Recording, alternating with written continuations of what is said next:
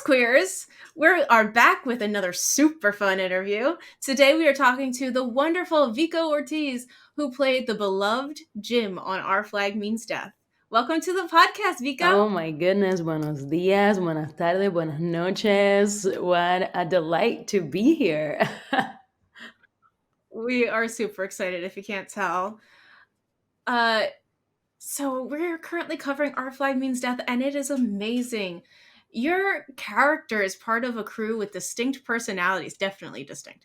How did you approach developing your character within this ensemble cast? Oh my goodness. I really took from my background as a drag king not in like a, very performative over the top way, but kind of in that I've been doing drag for quite some time and I'm very comfortable in presenting quote unquote masculine and explore the different layers of energies that reside within us and just not have to be like, oh, I have to do this, I have to do that. No, I can just look however, express however, and do whatever. And so with Jim, I was very much like, oh, Jim is just Jim, whether they have a beard or not. They're not particularly doing anything super extravagant other than just having a beard and a nose. And but they're like, who they are is always the same. That fluidity, that seamless dance between the feminine and the masculine that just intertwine so much that you don't even know what is what anymore, And I really leaned on that. I leaned in the facets of Jim being softer are their more masculine versions, right? The aspects of them that are more strong and agile are their feminine versions, and just really playing with the definitions of all these quote unquote gender constructs, and just playing with it and having fun. So I brought a lot of that in Jim, as well as my Hispanic background. They wanted obviously Jim to be Latine, someone with a Hispanic upbringing, and I really leaned on that. They had some Spanish in the script, but I definitely umped it up quite a bit more. I was like, is it cool if I just jump back and forth between Spanish and English, especially when they're around Oluwande? And they were like, hell yeah, absolutely. All of my insults are mine. All of the insults are improvised by me. I made sure to be as clever or creative as possible throughout my insults in the show. Some of them made it, some of them don't, but I'm always cussing in the background, doing some sort of like old school insult, which I thought was really fun. And yeah, I think that's kind of like the gist of it. I mean, everybody had so much fun. Everybody really brought a lot of themselves into their characters, and then we just started to play and like lean sometimes on those extremes. Like, ooh, when I get upset, I think in Spanish. So I let Jim, if they're going through something, they say something in Spanish, right? So yeah, just leaning on those like extreme versions of ourselves and just showcasing it on the show. I want to see everything that did not make it now. Oh gosh, same. Yeah, So many things did. So many on the first season, on the second season. So many things. I don't even know where they are, but the whether it's the blooper reel or alternative takes, there's definitely a lot of those out there. I don't know where. And I'm sure if they put it out, put it on YouTube, monetize it, people would flock. Absolutely. So much opportunity there. It's too many golden moments. I mean, I don't even know. Too many. I will definitely say though, your approach to Jim, not beating the mermaid siren scandals that the crew has, believed in. Too good.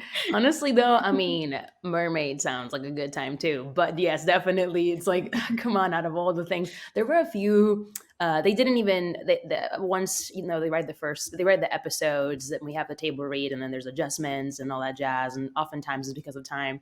But in that episode where everyone's like trying to interview me and figure out, like, there were a few other scenes where like they were really just trying to get me to say something, and I'm just like dying in a corner, like, goodness, please stop, everybody, please stop. Like I'm done. I'm over it. Y'all need to I'm shut back it. to mute. So yes, it was a fun escalation. But honestly, I mean, Jim as a mermaid would look really cool too. So mer person. Well, unfortunately, Steed got that role, They but did. I mean, he did. Yeah, absolutely.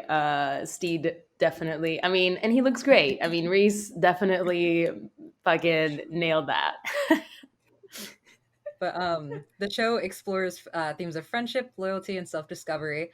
What do you hope viewers take away from your character's journey? Can you repeat that one more time? Yeah, of course. So the show explores themes of friendship, loyalty, and self discovery. What do you personally hope that viewers take away from your character's journey? Mm. Oh my goodness. I Uh, know, pretty deep question. no, I love it. I love it because it's I'm seeing a lot of people using this show as a form of building connections with people that either bridges have been burned or because of differences and misunderstandings, it's just been like, I don't want to talk to you anymore, or they are talking, but there's that like gap that's happening because we're not speaking something that's going to help us connect even deeper, and because it's very understandable to be scared about showing yourself to someone, showing your true self to someone. It's terrifying. It's incredibly vulnerable, and oftentimes we fear rejection, we fear being abandoned, we fear not being seen, being heard. And something really beautiful that happens in this show is that everyone, even though we're all going through our different, things and moments, we lean into that vulnerability. We lean into, you know what? Yes, you can see me. Yes, you are seeing me. And maybe it doesn't need to be this like big, PowerPoint presentation on understanding every single detail that makes us us, but we're able to see each other and meet each other where we're at in that moment. And I think that's really beautiful. And we celebrate each other in that. And it's a beautiful example to use when you're connecting to your family or your friends or your coworkers, right? It's an excellent way to be like, hey, have you seen this show? Yeah, I'm like this character. And then it just expand, like someone is like, oh, wow, I see it now. And just like that character, you've been able to be seen, celebrated, held, and be witnessed by your peers. And so people, it's like, oh, people that see that, it's like, oh, right, yes, of course, I don't have to treat you any differently. You're still the person that I love and adore. Okay, got it, done. So I hope that what people take away from watching this show is that we can coexist in all of our beautiful contradictions. We can be able to witness each other and celebrate each other for who we are, no matter where that is in our lifetime, and be compassionate and curious about it. Because we're human, we're complicated. And sometimes we just need to be like looked in the eye and be like, I see you. And that's it. That's Yeah, beautiful. as a non-binary person myself, that's why Jim is one of my favorite characters, because I'm just like, hey, that is so cool, even in this theoretical time period. I love that because like it's definitely showing representation for those who did do the same exact thing as Jim, either being like a stowaway, presenting more masculine than feminine. Like it's just beautiful, and you worded that amazingly. Thank you. Thank you. There was a moment, I don't even know if I like, did I say this to Jenkins, or did I just think about this and like didn't? I don't even remember. I know that I've pitched so many random things just like kind of to fuck around. And I was like, if this, keeps on, if the show keeps on growing and whatnot, I'll keep it growing in my head. But I was thinking about like, what if like Jim were to have to be incognito somewhere and they had to be in a brothel, and like maybe dress like brothel style, right? Obviously, it'll be really uncomfortable, but at the same time, Jim is just Jim, regardless of what they're wearing, So it would be really cool to see Jim in like different types of expression and still be Jim and still be referred to as Jim throughout all of these iterations. Just I was like, what if they have to be incognito and like dress up like a whore and then like kill somebody? But then I was like, what if this? And then like they change again and it's like a whole thing, but whatever. Just random missions that I give myself that I think would be fun. So basically, Jim needs their own spinoff. pretty That would much. be great if that were to happen. I would love to have Jim go on adventures and be a master of disguise because they're kind of low key a master of disguise and also really great with voices. So might as Good well. old Might as well lean into that. good old brother worker. Yeah, this is Jamantha. Jamantha. And everyone's like, Jim, is that you? And it's just like, yeah. About to like I definitely say what? Oh, go ahead. Oh, I was gonna say I could definitely see like Steed or like Swede accidentally being like Jim. Just like very, especially sweet, just like, Jim, is that you? Just like very, very confused. And it's like, bet, this is what I love to do. So, as we've said, like there's so many great characters in Our Flag Means Death. Do you have a favorite one that's not Jim, Oh obviously? God. Or if you had to play another character, Oh what God. would you want to play? I don't And this can even. include season 2 and season 1. My goodness. I feel. Oh God. This is a tough one. This is a tough one. Um. Everyone's so amazing. Yeah. Everyone's so fantastic, so phenomenal. If I. My goodness, this is tough because I'm like thinking in many different directions and like styles. Um. If I were to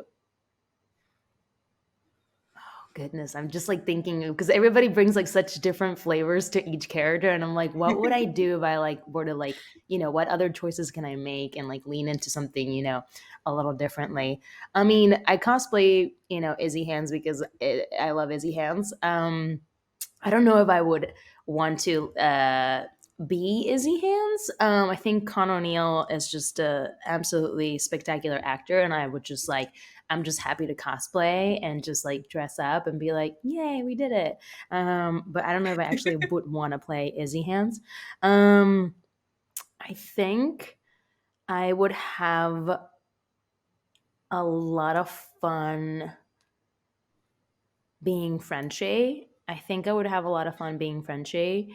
Um, I would have a lot of fun. I'm trying to think of like. Oh man, I would have a lot of fun. Yeah, French. I think Frenchie would be one that I would like. I will. I feel like I would look. I like the outfit would like feel really good on me as well. Like I'd be like, oh yeah, this feels nice. The only downfall here is that I don't really play instruments, so I'm gonna have to like figure out and Ah, like learn a new thing. Um, but everybody's so good, like doing their own thing. Like I just want to cosplay them, Like truly, I'm just like I'll just dress up like you and then live my best life. Um, maybe I wouldn't mind being that like torturer for Ned Lowe. I think that would be really fun, also because of the outfit. You know? Yeah. Yeah. I definitely think it'd awesome. be an interesting dynamic to see Pirate Queen Jim. Absolutely. Oh my goodness. Yes, yes, yes, yes. Also, Calico Jack. I sometimes just like love being a dumb bro, and just being one of those like assholey like exes that come in and just like riffle the feathers, and I'm like, yes, I want to be. That sounds like a good time. Coming in, fuck around, and then like peace out. Oh my gosh. All right, so possibly another hard question, a little good thinker. Hmm. Um, so obviously Jim had two different love interests, Olu and Archie, um, between season 1 and season 2. How did you cultivate the chemistry between you and each actor, and what relationship do you prefer over the other? That's hilarious. It's a big question. I we all just got along so well. I mean, Samson and I immediately clicked on the first season, and similarly, Mads and I immediately clicked when we first met on the second season. Like it was just like I saw Samson, he immediately was like we just like saw each other and was like, oh my gosh, it's you, oh it's you, and we just like squeezed each other immediately and had such beautiful conversations that were just so grounded and genuine and vulnerable, and we really leaned on each other for that, and it just felt so great, and I felt so held and seen by Samson, and likewise we really confided on each other when we first met and as we filmed the first season. And so when the second season came along and we were like, oh, wait, what happened to my bae? We were like, wait, what's going on? But then we met our other people and it was like, okay, bet this is actually going to be really fun. Okay, cool. So Samson and I have a more, which very much reflects on screen, Samson and I have a much more grounded dynamic where it's like we sit down and we chat and we have like really um, uh, intense like philosophical conversations, and we sit and we just like, and then we ask questions and we get curious and like, and how did you process this and how do you process that, and we like really get in there, right? And there's playfulness, but there's like more of that, more of an anchor, you know? And then when me and Mads met, it was like two dogs meeting in a dog park. And it was like, oh my God. And then just like sniffing each other. It's like, oh my gosh, you're so, and then we're just like trying to like play with the ball and like kind of just like that type of energy. Straight up, we like met for the first time on the table read for the first episode of the second season, and we both were like, "Did you read the scene where we're like wrestling each other and you punch me in the face, and then it's like it rained, and we're like, oh my god, it's so cool." And then like in the corner, Jacob, the stunt coordinator, was like, "We're not actually doing this right now. It's just a table read. We're not," and we're like trying to like wrestle each other like right off the bat. So so our energy very much like translates to that, and I was like trying to like really be like, okay, hold up, like, okay, I get that Jim is gonna eventually get to that, but I can't have Jim immediately be playful with you. They need to be like a little bit like, what the fuck is this like playful energy? But as the season progresses, you start seeing Jim also start to kind of be like, so I see both dynamics. I see it very much like when you start seeing people, you adopt certain parts of that person's either isms, whether it's mannerisms or things that they say or whatever, right? And it's a good thing, when you start really liking somebody, to adopt certain energetical qualities that the other person has to bring. And so I think that similarly with Jim, right? They're very much a recluse. They just want to be in their own world, and only a few people have access to that. And one of those few people in the very beginning was Oluwande. And then being in proximity to Oluwande started to soften Jim into wanting to share a bit more of their experience, even just like little things, right? But starting to open up and starting to see more softness and more vulnerability and in that, right? Is this me? I'm going to wait until the train is done. I think it's a train that's right next to me. So you see first season Jim being on their own, and then opening a bit more with Oluwande and accessing a bit more softness and more vulnerability, right? And then they meet Archie, and Archie is this like unhinged, playful, quirky, but also badass character.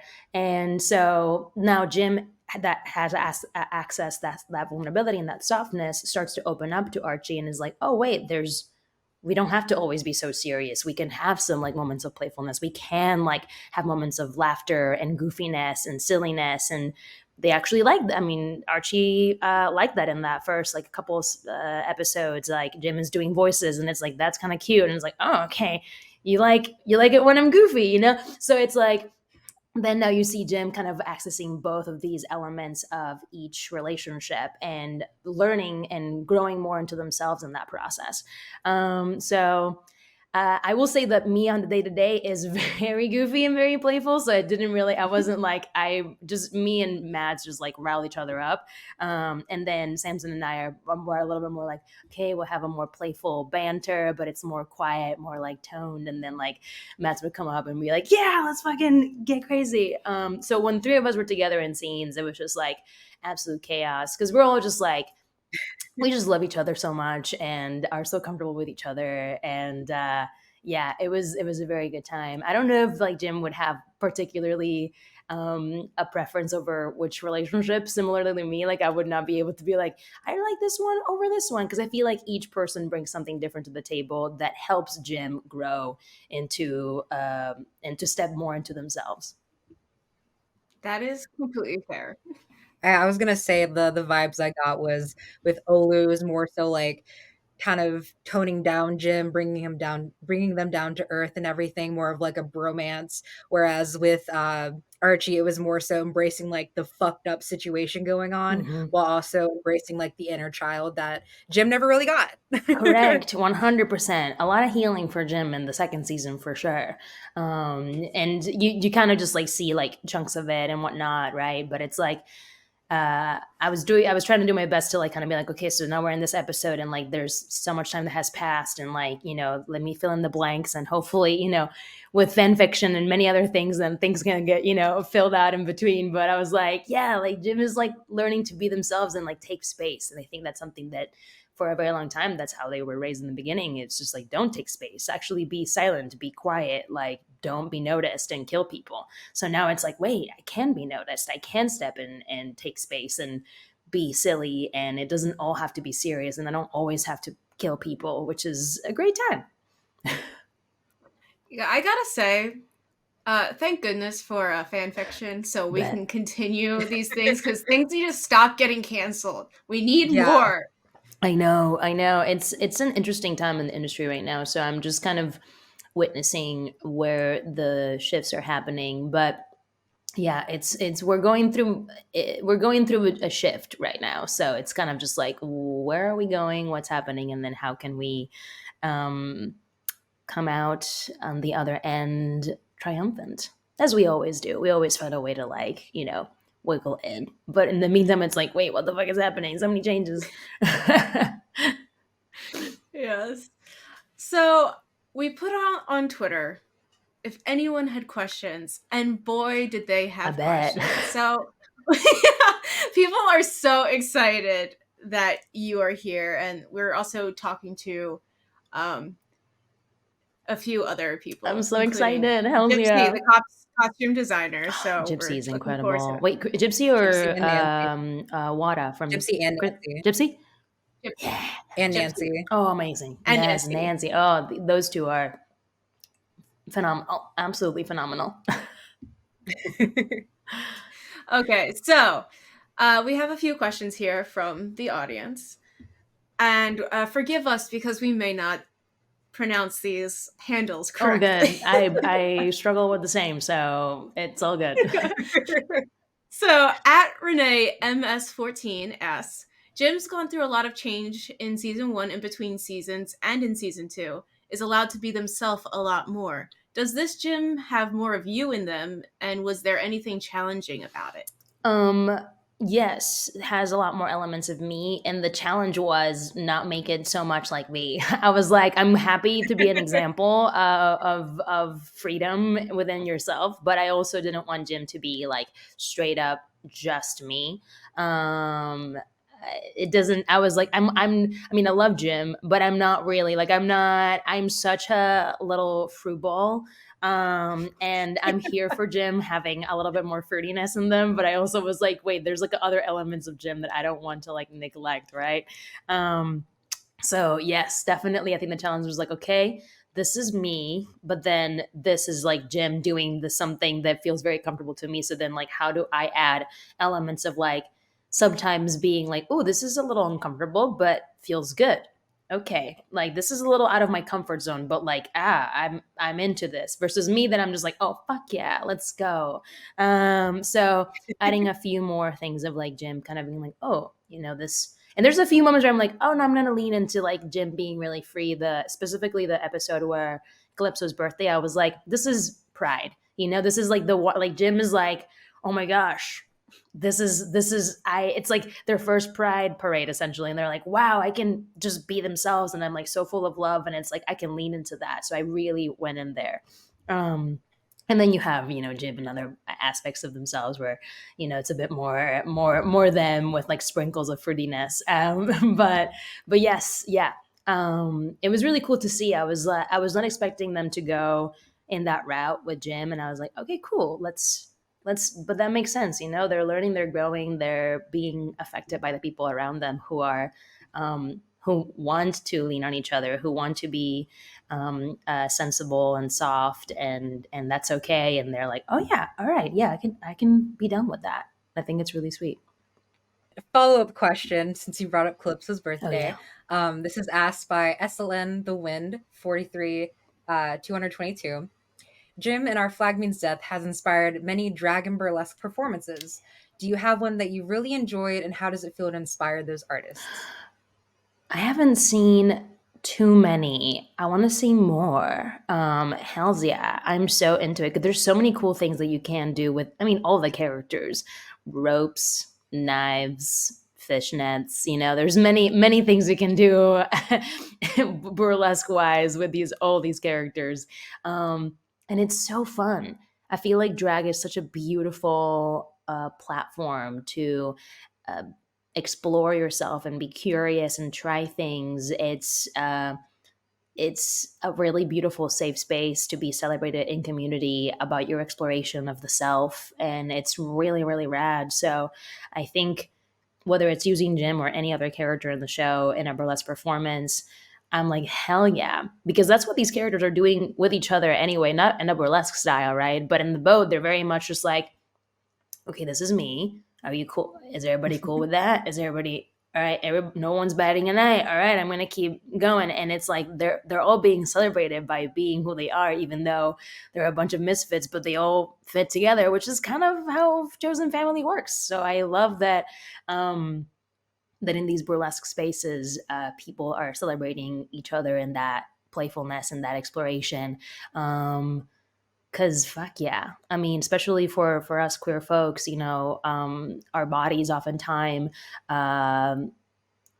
get used in many different ways that are not our own. And so being able to step into your power and be celebrated for exactly who you are and the person that you are stepping in, to be and are, it's so much better than someone else being like, well, this is how you should be, and I'm celebrating you for that, versus like, no, I'm celebrating you for you. So yeah, hell yeah, fucking down. I want to see more. I'm into it. I'm doing a drag performance tonight, actually, as Izzy Hands. So, Oh, and I it's not super burlesque, but I do take off some parts of articles of clothing, but not okay. everything. Well, But you definitely have to do a call back to Izzy singing Livion Rose oh, during Calypso's birthday. 100%. Yeah, that's happening. It's gonna be. It's really. It's you see. It's an act. It's a drag act that puts elements of Izzy in the first season and then the second season, and there's definitely Levia Rose in there, and there's definitely Izzy being angry at Steed and challenging him on a duel, and the whole the little kid tantrum, but also the kid tantrum who's in love and wants to be loved. So there's a lot of that, a lot of that. Um, Before I get onto the next question, I did just want to make a remark. I don't know if it was your doing, but I loved the little mustache, little node back to the original Jim's beard for Calypso's birthday. When I caught that, I was like, chef's kiss. Oh yeah, I definitely. They were prepping for Calypso's birthday, and everyone was just like figuring out outfits and stuff. And then I heard that Krishna was going to be doing drag, and then later I was like, and then Khan was also doing drag, and I was like, excuse you. I would also like to join this party. I was like looking at Christians and Khan scene, and I mean, like reading the script and like seeing all that stuff, and I was like, straight up, if we're preparing for this party and Jim sees like there's makeup involved, like they'll absolutely be like, can I get some of that? Originally my mustache was going to be blue, because I was like, oh, I'm Ooh. seeing Calypso's birthday, Calypso's outfit with all the blues and stuff. I'm like, oh, I want some of that blue makeup, but there was also black makeup, and then after talking a little bit, it was like the blue was being a little bit different on the light, so it looked better when it was darker. So I restashed myself to darker makeup. But I was like, yeah, I mean, if these two are putting on makeup, then Jim is absolutely also gonna put makeup on this outfit. So Hell yeah, yeah. that was fun. Everything, yeah, there's like little elements as well. Even the makeup in my face for the first couple of episodes. Technically, an accident because I was supposed to have makeup on my eyes just like everybody else. Um, like, Mm. you know, the little raccoon situation. But my eyes are super sensitive. I have my eyelids Mm. are just, I have not been able to put makeup on my eyelids in a very long time. And this was like super early on the first season. And I was like, if I put this much makeup on my eyelids this early on, I could have like issues in the next like 3 months of recording. So if we can avoid putting black makeup on my eyes, that would be super rad. And so we had to like figure out because it was part of like the aesthetic of when you're in Blackbeard crew versus like out and about. So then we were like, oh, what if we do something that's in the jawline and it's kind of like an ode to the beard as well. So I was like, fuck yeah, let's go. So it ended up working out just fine and it looked a little bit different, which was cool. But it started off because I was like, Nancy, if you put makeup on my eyes the first like 2.5 weeks of this, I'm probably gonna be blind for the rest of the season. Please don't do this. And she was like, I got you. And I was like, okay, great. So yeah.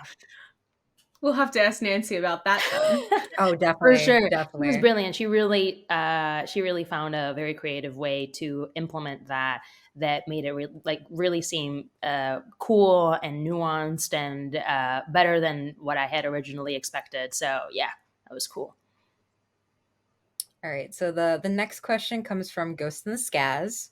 How much training did it take for you to learn knife fighting tricks, and have you continued to practice? Just because it seemed very natural, like it just came like you were practicing this since you were like a kid almost. I'm so glad. I'm so glad. I do have a bit of an advantage because I was a fencer. I was a professional fencer before moving to Los Angeles. And before acting started to pick up, I was dabbling in stunts for quite a bit. So from being a saber fencer in just regular fencing competitions, I started to implement that knowledge into stunt fighting, whether it was short sword, rapier, dagger, all that. The style of knife fighting that I learned was a little bit different, but I was able to pick up on it pretty quickly because of my background as a stunt fighter and sword fighter. The knife throwing was probably the hardest to really nail because I was doing very fruity things in the very beginning. I was like throwing the knife and then just like doing this as a recoil. I was just like pam, and then I was like, that is not cool. That is not cool. So I had to like get used to just being able to throw knives and just like stay there and not look like I'm like you know. Um, maybe maybe for season 3, Jim. Maybe for season 3 gym, and they'll be like, yeah, let's just like try new flares. The knife twirling took me a second. I definitely I was drilling that like heavily. I will say I was able to pick up on these things rather quickly because of other things that have happened in the past in my life. I um, learned how to do sleight of hand magic for a short film a while ago, so I got used to my hands and my fingers like doing random little things too. So I had strength in my fingers because of that. And also I used to be a bartender and I was a craft cocktail bartender, like flipping things and uh, that fell. um, Flipping things, flipping bottles, stirring while I'm shaking, shaking while I'm stirring, like multitasking a lot of stuff. So that having those things in the back of my uh mental folder or whatever, when I got the knives, I was like, oh, okay, this kind of like this. So I was able to kind of apply certain things from the past into the present. Still had to drill a lot, still had to learn quite a bit, but I picked up on it pretty quickly because of all these like random dexterity things that I've carried on throughout my lifetime. But yeah, I don't practice every day, but I do have a practice knife at home that it just now has become a fidget spinner. So yeah. Very nice. That's awesome. Okay, our last fan question is from at silly underscore moonchild. What was your favorite day during the season 2 shoot, if you can remember? Oh my god, favorite day. Favorite day. There were so many great days. My gosh. Or we can do like favorite scene to shoot. Yeah. Mm. Ooh. Which, if that makes it harder, we can also just do like favorite season. I know. I'm like, there's so many. Don't make it too easy, Which is, Zoe. it's everything. I think if there's like a favorite scene to have shot, we just had so much fun. I very rarely do I have like, oh, I mean, I think the only day that I was like, this was rough was eating the seagull. That was an Hmm. unfortunate 3 hours of recording that were just like 0.5 seconds of TV. But we had to pretend to eat a seagull, and they did a really good job of making it look legit. And it was just it was nasty. It was I had to chew on jackfruit that was mixed with chocolate syrup that looked like blood, and I wasn't swallowing any of that, so I was just like chewing and spitting in every take. And after take, I don't know what, I was like, I feel like I want to actually throw up, and this is gross. And like there were feathers like everywhere, and I was like, this Ugh, is nasty. So that was the only sensory thing I was like, nightmare. I don't. This is a tough one. And actually, my brain deleted all of that the day after. Like we spent like, I don't know, like 3 or 4 hours recording that scene. And the day after, I was like, what did we shot yet? Like, what did we film yesterday? Like my brain was actively trying to like delete the trauma. They were like, no. A trauma And I was like, it response. was like, no, you does not happen. This did not happen at all. And then people were like, Vico, we shot the seagull. And I was like, oh, wow. My brain literally was like, we will not go there. We are gonna delete this. It never happened. But everything else was so much fun. I mean, yeah, I love everything that's fighting related. I'm like, let's fucking go. So all the fight scenes, I love. I want more. Anything where I had to like have a knife on me and like fuck with somebody, hell's yeah. I loved being on a tree, even though I'm terrified of heights. That was so much fun. Um, all the slow mo scenes were so much fucking fun. There were so many cool montages in slow mo. Like we, it's so. I mean, everybody's just great. It's a wonderful time. Yeah. So basically, the better question would be, what day did you not I like? know that yeah, seagull one for sure was like rough one. But that's the only one that I like legitimately am like, if I have to do that again, I'm gonna have to figure out something to do. But the rest, I would absolutely do it again, 100%. Be like, fuck yeah, I don't care if I'm like 12 hours wet. Um, with leathers and ropes and everything's heavy. I'm like, I don't care. I look cool as fuck. Do you mean like rain? They're putting blood in my mouth and I'm like spitting and I'm like, yeah. I was like, yeah, I love that shit. Well, speaking of blood and leather and being wet, if you could if you could give your reaction of the Jim v. Archie fight scene in 3 word, or I'll say 5 words or less, how would you give your reaction?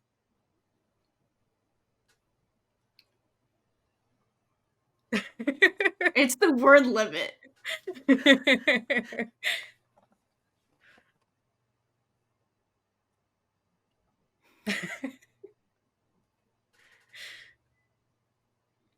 They're thinking. Homoerotic sapphic love story. Awesome. Put that as the That title is just for that. Vico Ortiz. Listen. We there the head bud in the little thing. I was that was my pitch to Mads. I was like, Mads, check this out. I'm gonna pick you up, and we're just gonna like lean our foreheads together and just like have a moment. And I bet you it's gonna be crazy. And we did it, and then it made it, and everybody got crazy. And I was like, fucking brilliant. I was like, I know the gays. I know the gays so fucking well. I was like, we got this. After punching you in the face, after almost murdering each other, we're gonna have this moment. It's gonna be fucking amazing. The kids are gonna love this shit. And that was correct. It was so much fun though. Max was like, "Yeah, no, fucking bad." We all had great pitches throughout, and we just like kept, trying to make the world fuller, because we have so much fun with each other, and y'all, we know that y'all are receptive to what we do, and we wanted to give it to y'all, so it was a lot of fun. Yeah, that scene definitely. Huh. how how Blackbeard was just like, all right, fight or I kill us all, and you and Archie were just like, Fuck this. okay. There was a moment, there was a little tidbit that got cut on that one where he references that he saw us kissing and whatnot or whatever, and like me and like Jim and Archie have a moment where it's just like, who's gonna fuck boy the most in this? Where it's just like, and I was like, no, it was just the kiss. Like, oh, what? Yeah, it didn't really mean it. And like, but we're both trying to be like, did it mean something? Did it not mean? Did it? Yes, it did. No, it didn't. No, it was just, like trying to play off like I'm not attached. And like, yeah, this is just, who's the most fuckboy out of the two of us. Fun stuff like that. But I'm glad it got cut, because I kind of just like, I love the idea that it was just like punch right after that. It was great. Everything about this show is just awesome, and sadly, we are not getting a season 3. I know. But if we did, is there anything specific you would like to see for Jim? Oh my goodness. If we would have Brothel aside. say what? Brothel aside. No, no. I would have loved to see Jim. I would have really been interested to see how Jim would have been underneath Frenchie's captainship, or even if at some point there will be some sort of like leadership something, and then Zhang is like, nah, bitch, like I'm meant to be captain. So I'm very curious, like how Jim would have been like in these two types of like leadership.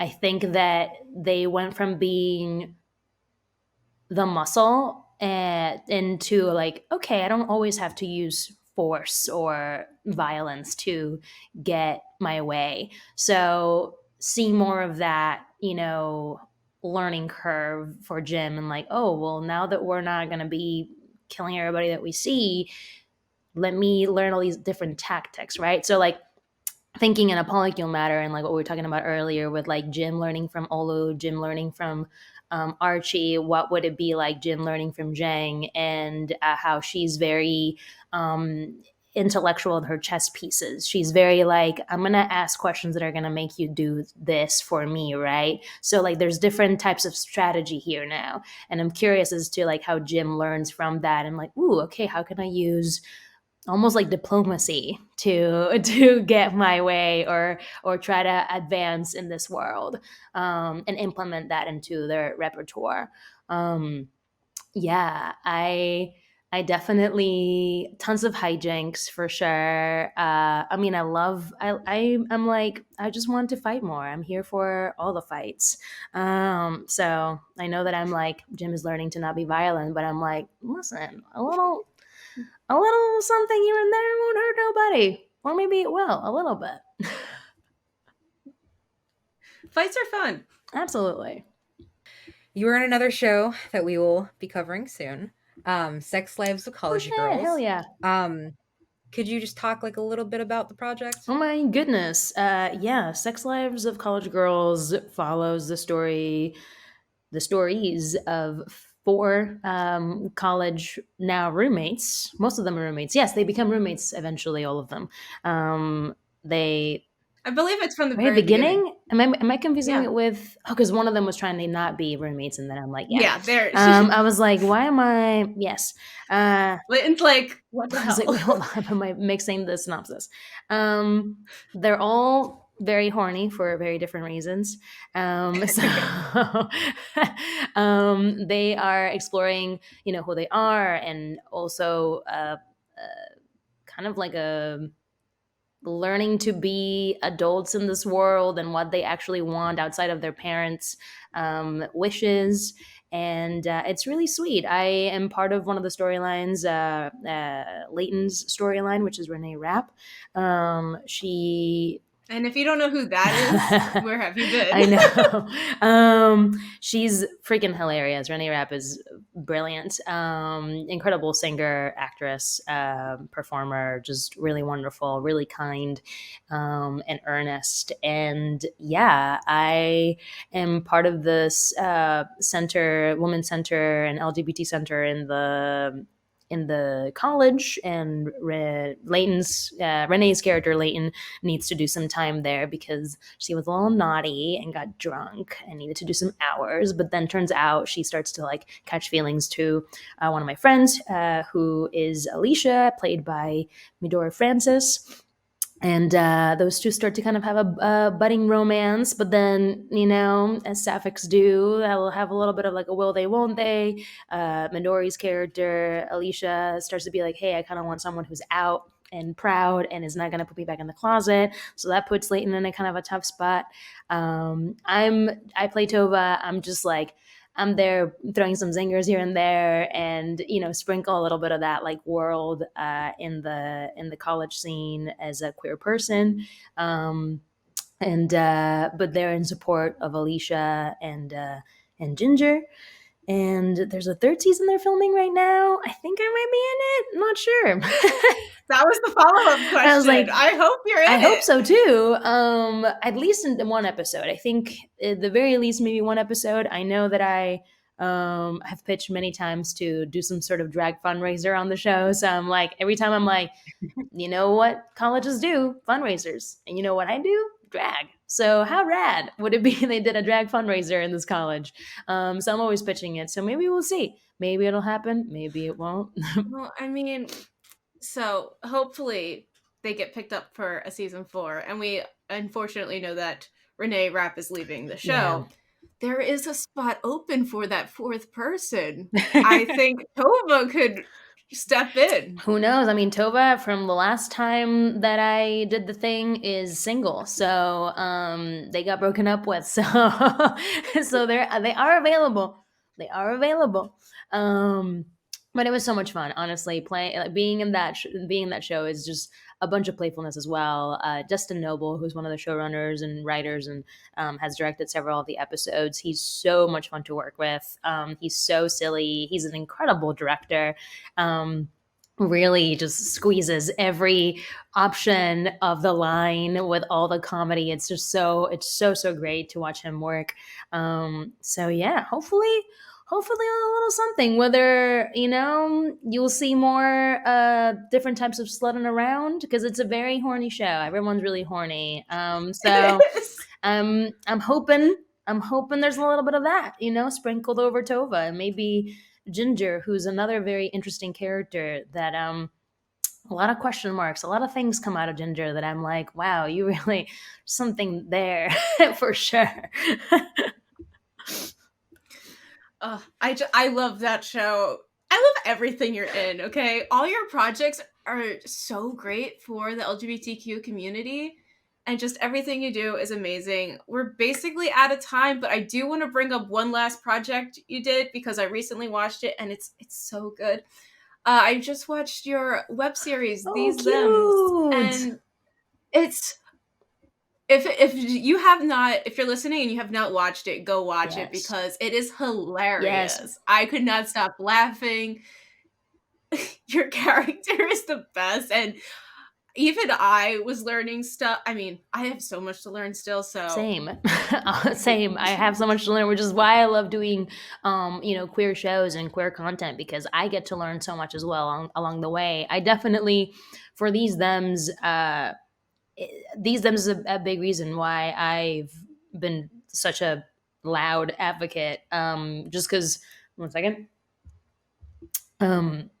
Right before doing These Thems, I, was already out as someone who was gender fluid, and I was, experimenting with many different pronouns, which I ideally would still like that, but industry-wise, people were getting really confused with me using multiple pronouns, and they were like, my team was like, for now, let's just like use they them, and then as people get used to it, then like we'll bring back he and she, and we can fuck around. And I was like, bet. But in queer spaces, I'm always like, just like play. But in non-queer spaces, they get so freaked out, and I'm like, you don't know how to play, so I'm just gonna give you the rules so you can chill. And Maybe one day we won't have to yeah, do that. absolutely. Yeah. But right before these dems, I was like, I was out in certain and socially with my people and whatnot, but I was still kind of like having my own fears around the industry because this industry is wild. And after doing these dems, I was like, you know what, fuck it, I think this is this is the universe giving me an opportunity to step into my power and use my voice and be louder. And very much like Vera, I was like, I can use this as a way to build more bridges, and learn more about of myself and other folks, and be able to communicate with the people that I love who don't know this so well, in a way that's compassionate and curious. So I used Vero as a template to explain to my parents in Spanish what it meant to be non-binary, what it meant to be trans, what it meant to be genderqueer, gender fluid, and just sit down with them and use similar jargon to Vero to like help them, and also just be curious too, because I didn't know how to say these things in Spanish either. And is my first language, because I've learned everything in English when it comes to queerness. So I had to like, change gears and be like, okay, how do I express all this in Spanish, so that I can build and deepen the connection that I have with my parents and my family. So yes, these thems is a big canon event for me, to really launch and step into my power. And yes, please watch it. We have really big plans for these thems. We have a couple of like routes we can go to right now. We are pitching it to showrunners to have a second season or redo the first season on a bigger platform. But we also are contemplating going the indie route, since studios are being a little bit different right now. So we're like, maybe we just do it ourselves. That's a nice way to put it. So it's like they're a little different. So I'm like, all right, let's just maybe the indie route is the way to go. And then we get to make whether it's a second season or we make a feature. That'd be really, really fun. But Vera's a cutie. Vera is probably the closest to me. I think when I read the series, I was like, Gretchen, this is just me. This is straight up just me. And Gretchen did not know me prior to this. Like, she just wrote that and just did it, and I was like, that's me right there. So yeah. And I do just want to say you can watch Sex Lives of College Girls on Max, and These Thems has their own website, as well as you can find it on YouTube. Mm-hmm. Thank you for that. Thank you for the plug, and I appreciate it. Of course. Yeah, so that's basically it. We have more questions. We could talk to you all day because you're really such could. an amazing person. But you do have to go, and we need to let you get on with your day. Right. So before we wrap up, do you have any final words for the listeners at home? Oh my goodness. Thank you so much for using this time to listen to us. I really am in awe. I feel like most of the listeners are going to be big Our Flag Means Death fans, which honestly, I'm so proud of every single one of y'all. I am seeing how y'all are mobilizing, not just for the show, but for each other and the communities that you inhabit and communities that you don't inhabit, but you want to uplift. And that's really beautiful. That is what we're here for, uplift each other, celebrate each other, see each other for who we are. And I love that I get to witness that and be part of that. So it's an honor to share this dimension with all of y'all. So thank you for having me. Of course. And you're more than welcome to come back anytime you have time. Please. Absolutely. I know I'm also a big chit chatter, so I could fucking chat for forever. And then you're going to have a podcast that's going to be 3 hours that you're like, how do we do this? Vico, spoiler alert, that's our normal, we have discussion episodes. That is our normal length. Yeah. Is 3, like, we can film like 6 to 8 hours a day of just straight talking about something. Incredible. So. That is amazing. Yeah, I'm Puerto Rican. Listen, I will chew your ear off just chatting it up. So Well, thank you again for taking the time to talk with us Of today. course. We really appreciate it and love getting to know you better and your projects. To everyone at home listening, make sure to check out Our Flag Means Death and Sex Lives of College Girls streaming on Max. And if you haven't already, go watch these thems on YouTube. It's a very fun watch and you won't regret it. Absolutely. So until next time, hydrate for lesbian Jesus. And gay it up all over the place. Oh, I love that. Hydrate for lesbian Bye. Jesus. That's fucking hilarious. Oh my gosh. That's our tagline. No, this is great. Jesus is a lesbian. And with that, we've been Big Gay Energy. If you like this episode, check out all our other episodes right here on YouTube. Please like, leave a comment below, and subscribe for more amazing super gay content.